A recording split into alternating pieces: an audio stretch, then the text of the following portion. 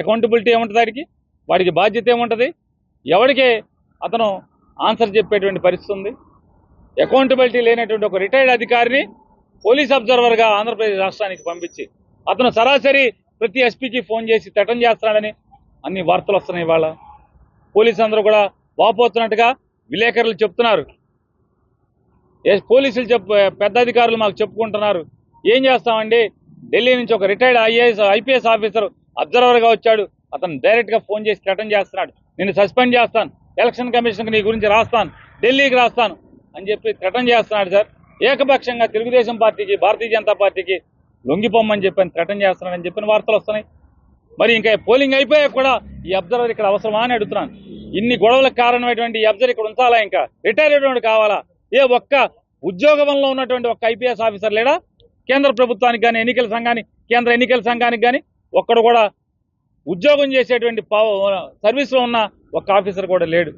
ఇవాళ కృష్ణా జిల్లా చూసుకోండి, చేతులతో టీడీపీ వాళ్ళు వచ్చి వైసీపీ వాళ్ళని కొట్టి వైసీపీ వాళ్ళు తిరగబడుతుంటే చేతులతో కొట్టుకున్న కేసులకి 307లో టీడీపీ వాడు కంప్లైంట్ ఇస్తే చాలు పోలీసులు చెప్తున్నారు. ఉదాహరణకి బందర్ తీసుకుందాం, ఉదాహరణకి పెనమలూరు తీసుకుందాం.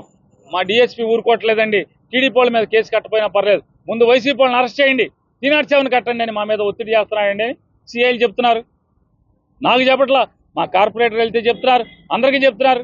మేమేం చేయమయ్యా, మా పైనుంచి ఒత్తిడి ఆగట్లేదు, పైనుంచి మా డిఎస్పీ ఊరుకోవట్లేదు, మా ఎస్పీ ఊరుకోవట్లేదు. టీడీపీ వాళ్ళు ఏం చేసినా మాట్లాడబాకండి, వైసీపీ వాళ్ళు అయితే కేసు కట్టేయండి వెంటనే.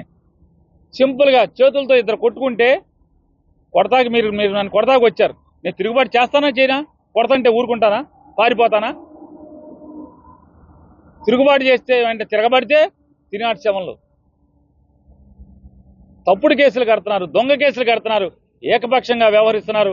ఇవాళ మాచర్ల తీసుకోండి, లేదా గురదాలు, ఈ ప్రాంతంలో అంతా కూడా ఎక్కడెక్కడైతే పోలీసు అధికారుల మీద పురంధేశ్వరి కంప్లైంట్ పెట్టిందో ఆ మార్చిన చోటే హింస జరుగుతుంది. వాళ్ళ మరి మారిస్తే బాగా జరగాలి కదా, పాత ఎస్పీలు ఉన్న చోట బాగా జరగాలి కదా, తీసేసిన చోట మరి అక్కడ బాగున్నాయి, పాత ఎస్పీలు ఉన్న చోటేమో లా అండ్ ఆర్డర్ ఎంతో కొంత కంట్రోల్లో ఉండటమేంటి, మార్చిన చోట ఇంత హింస ప్రజలు పెట్టమేంటి, ఇంత దుర్మార్గంగా సినిమాల్లో చూపించినట్టు మనకు కనపడతామేంటి?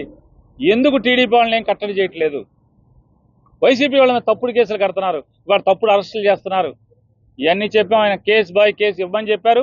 వారికి ప్రతి ఊర్లో, ఆఖరికి తాడిపత్రిలో కూడా ఎంత దుర్మార్గం జరిగిందో, ఏ రకంగా జరిగిందో, పోలీసు ఏ రకంగా ప్రేక్షక పాత్ర, తెలుగుదేశం పార్టీ ధ్వంసరచనకి ఏ రకంగా ప్రేక్షక పాత్ర పోషించి వారిని పరోక్షంగా ఎంత ప్రోత్సహించారో ఇవాళ మన అన్ని కూడా ఆయనకు చెప్పడం జరిగింది.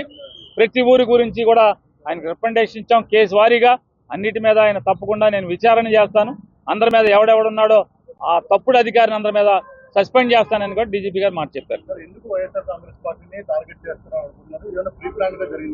100% తెలుగుదేశం పార్టీ, భారతీయ జనతా పార్టీ రెండూ కలిసి ఎన్నికల కమిషన్ లోపరుచుకుని తద్వారా ఇక్కడ ధ్వంసరచనకి, హింసరచనకి పాల్పడుతున్నది తెలుగుదేశం పార్టీ, భారతీయ జనతా పార్టీ.